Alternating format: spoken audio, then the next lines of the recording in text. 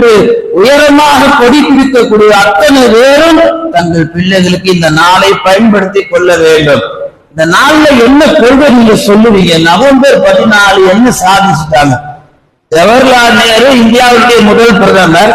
அவர் குழந்தைகள் மீது அக்கறை காண்பித்தார், பாசத்தோடு இருந்தார். ரசூலுல்லாஹை விட அக்கறை காண்பித்து விட்டார்களா? பெருமானார் ஸல்லல்லாஹு அலைஹி வஸல்லம் அவர்கள் இந்த சமூகத்துடைய சிறார்கள் மீது காட்டிய அன்பை விட திரு ஜவஹர்லால் நேரு காட்டியிருப்பார்களா? அது வெறுக்கத்தக்கது அல்ல. இதை விட 1400 வருஷத்துக்கு முன்னாடி நபிகள் நாயகம் ஸல்லல்லாஹு அலைஹி வஸல்லம் அவர்கள் குழந்தைகளிடத்தில் அன்பாக நடந்திருக்கிறார்கள். ரசூல் ஸல்லல்லாஹு அலைஹி வஸல்லம் நடந்து வருகின்ற பொழுது சிறார்கள் விளையாண்டு கொண்டிருந்தால் சிறுவரிடத்தில் பெருமானார் ஒரு சின்ன விளையாட்டை விளையாண்டுட்டு தான் அந்த இடத்தை விட்டு அவங்க கடப்பாங்க. தான் ஒரு பெரிய சர்வாதிகார ஒரு சர்வதேச தலைவர் என்ற மமதை எல்லாம் இல்லாமல் பெருமானார் சிறார்களோடு அவர்களும் ஒரு சிறாராகவே பெருமானார் சிறுவர்கள் பாவித்தார்கள். எந்த கொள்கையுமே கிடையாது. நவம்பர் 14 ஒரு அக்கறையும் ஒரு கருசனையும் காண்பித்ததால் இந்த நாளை தூக்கி பிடிப்பது நல்ல விஷயம். ஆனால் இதை விட அதிகமாக கருசனையும் அக்கறையும் அன்பும் பாசம் காட்டியவர்கள் நம் தலைவர் ஸல்லல்லாஹு அலைஹி வஸல்லம் அவர்கள். அப்படிப்பட்ட நாயகம் சொன்ன வழியில் தான் நம் பிள்ளைகள் வளர வேண்டும், உருவாக வேண்டும். அன்பார்ந்தவர்களே, இந்த நவம்பர் 14 நாம் பெற வேண்டிய படிப்பினை ஹதீசுகளிலே பார்க்க முடிகிறது. நாளை மறுமை நாளில் அல்லாஹு தஆலா சொல்லுவானாம், ஒவ்வொரு மனிதரையும் விசாரிக்கின்ற பொழுது தனி மனித விசாரணை அவசியம் நாளை மறுமையிலே அல்லாஹு தஆலா ஏற்படுத்துவான்.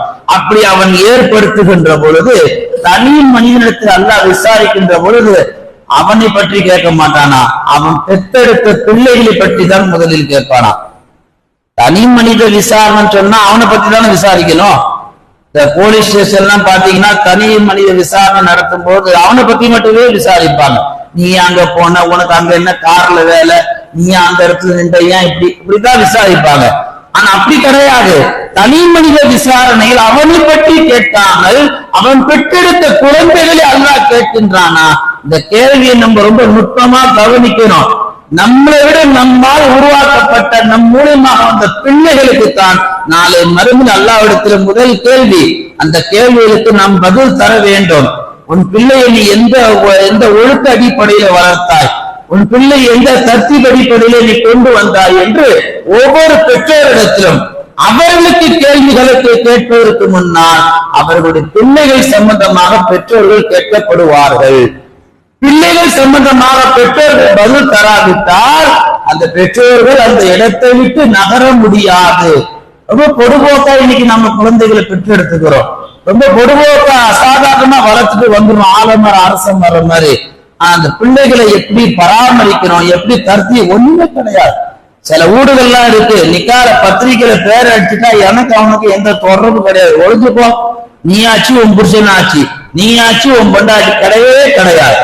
நபிகள் நாயகம் ஸல்லல்லாஹு அலைஹி வஸல்லம் அவர்கள் தன்னுடைய அருமை மகளார் ஃபாத்திமா நாயகி ரலியல்லாஹு அன்ஹா அவர்கள் மன்னரைக்கு போகின்ற வரைக்கும் தன் மகள் என்ற உணர்வோடு வாழ்ந்தார்கள்.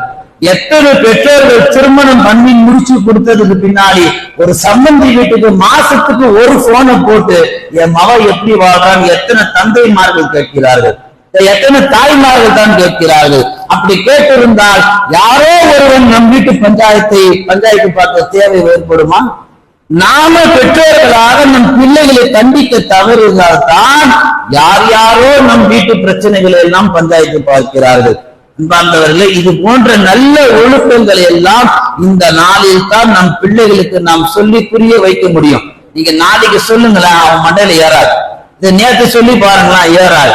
ஆனா இன்னைக்கு அவனுக்குள்ள ஒரு சந்தோஷம், இன்னைக்கு நம்ம தான டே, இன்னைக்கு நாம தான் சிறப்புன்னு சொல்லி அவன் ஒரு மமதில வாழ்ந்துட்டு இருப்பான். இந்த மாதிரி நாளை முஸ்லிம்களின் பெற்றோர்கள், ஆசிரியர்கள், நல்லவர்கள் பயன்படுத்தி கொண்டால் அந்த குழந்தைகள் வருங்காலத்தில் சிறந்த சீரழிகளாக உருவாவார்கள். நவம்பர் 14 இந்த மண் செய்ய வேண்டிய மிக முக்கியமான 3 விஷயங்கள். பொதுவாகவே பாத்தீங்கன்னா நவம்பர் 14 எல்லாருமே என்ன செய்யறாங்க, ஒரு சாக்லேட் தர்றாங்க, இல்ல ஏதாவது ஒரு போட்டோ ஷூட் எடுத்துக்கிறாங்க, இல்ல வாட்ஸ்அப்ல ஸ்டேட்டஸா வச்சுக்கிறாங்க, அல்லாத பேஸ்புக்ல அதை ஷேர் பண்றாங்க. அதை பார்த்துக்கிட்டே அப்படியே ரசிக்கிறாங்க. அதோடு முடிஞ்சிச்சு அந்த நாள். இந்த நாள்ல ஒரு உறுதி எடுக்கணும்.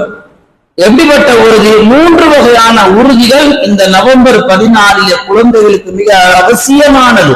ஒன்றாவது, நம் வீட்டு குழந்தையுடைய நலனின் மீது நமக்கு அக்கறை உண்டாகணுங்க.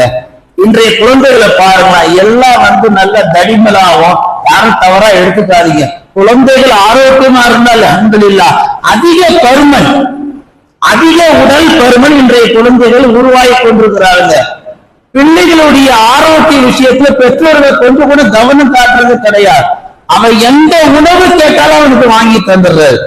7.5 வயசுல அல்லது 9 வயசுல ஸ்கூல் பேக் தூக்க முடியாம ஹார்ட் அட்டாக்ல எத்தனையோ பேர் செய்யறாங்க, பள்ளி வகுப்பறையில இறந்து போறாங்க. டாக்டர் கேட்கிறான், ஓவர் வெயிட்